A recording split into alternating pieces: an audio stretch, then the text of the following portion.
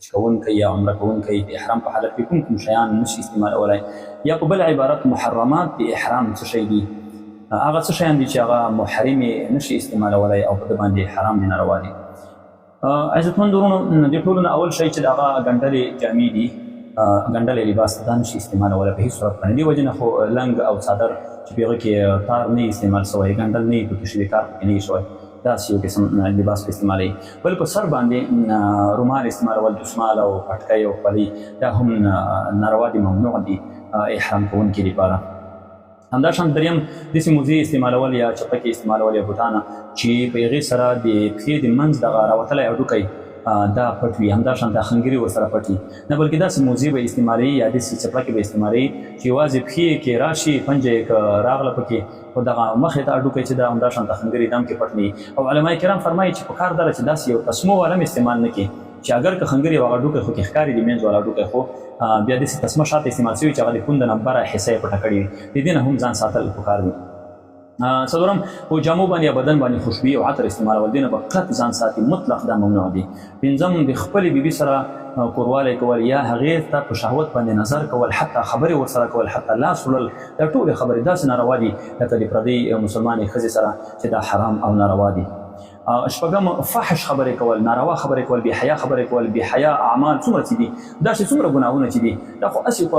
عام حالت کې هم ناروا او حرام دي، او بیا د احرام په حالت کې بلکل احرام ته هم نقصان رسېږي او د الله عز وجل نافرماني هم د دا ناروا او ممنوع او حرام دي. اووم،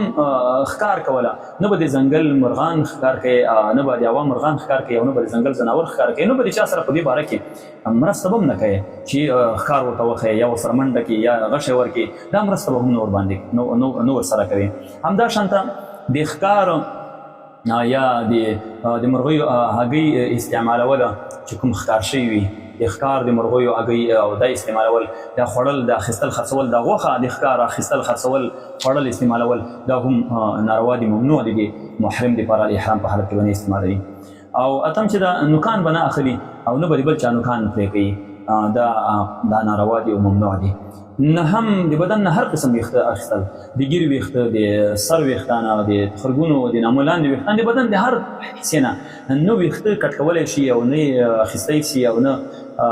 د بل چاته دا ویښته کټ کولی شي، نه یې ورته خریلی شي، د بدن د هرې حصې چې وي دا ممنوع دی د احرام په حالت کې. لسم چې دا وسمه استعمالول، نفوذ استعمالول په ویښتانو کې یا په بدن کې رنګ استعمالول، دا قطعا ممنوع او ناروا دي. یولسمه، د ویښتانو نه سپږې مړې کوله چې په ویښتانو کې کومې سپږې دي دا مړې کول، یا د بدن نه سپږې راخیستل غورځول یا یې مړې کول، یا دوایي استعمالول تر څو هغه ورسره ختمې کړي، دا ټول ناروا دي او ممنوع دي. او دولسم چې دا د خوشبو والا تیل استعمالول، داسې تیل چې هغه خوشبويي او عطر ولري، په دې باندې بیا بدن غوړی یا سر ورباندې غوړی یا ګیر ورباندې غوړی، دا ټول ممنوع دي او ناروا دي. البته داسې تیل استعمالولی شي چې په هغه کې څه خوشبويي یا عطر او خوشبويي نه وي پکې. دیارلسم چې دا داسې شربت څښل چې په هغه کې خالصه خوشبويي استعمال شوي وي تر څو خوشبويي خورېږي، یا داسې خوراک کول چې په هغه کې خالصه خوشبويي استعمال شوي دي، خوشبو والا شی استعمال شوی او خورېږي، عامې خورېږي. یو خو داسې وي مثلا لکه دارچیني څه، دا څه خبره نه ده، یا لونګ پکې استعمال شوي، دا خو دومره بوی نه کوي، دا خو په هغه ساعت خو هغه ذایقه کې خو یې وي خو بوی یې خورېږي نه. البته داسې شی استعمال شي چې هغه بوی خورېږي نو دا بیا ممنوع دي، ناروا دي. لاسونه پټول، لاسمغان استعمالوله د نارینه دپاره، د نارینه حاجي دپاره یا د عمرې والا دپاره د احرام په حالت کې لاسمغان نشي استعمالوله. همداشانته چهره به یعنې مخ به نه پټي، اکثره حصه به نه پټي، مثلا ماسک چې پوزه او خوله کې پټه کړي، دا به هم نه استعمالوي. دا ټول هغه شیان دي چې په محرم باندې ممنوع دي او ناروا دي. همداشانته حرم مکې کې د حرم په حدودو کې چې څومره واښه دي، بوټي دي، د هېڅ یوه ته هم لاس نشي وړلی، نه چېرته بوټی کټ کولی شي او نه چېرته واښه کټ کولی شي،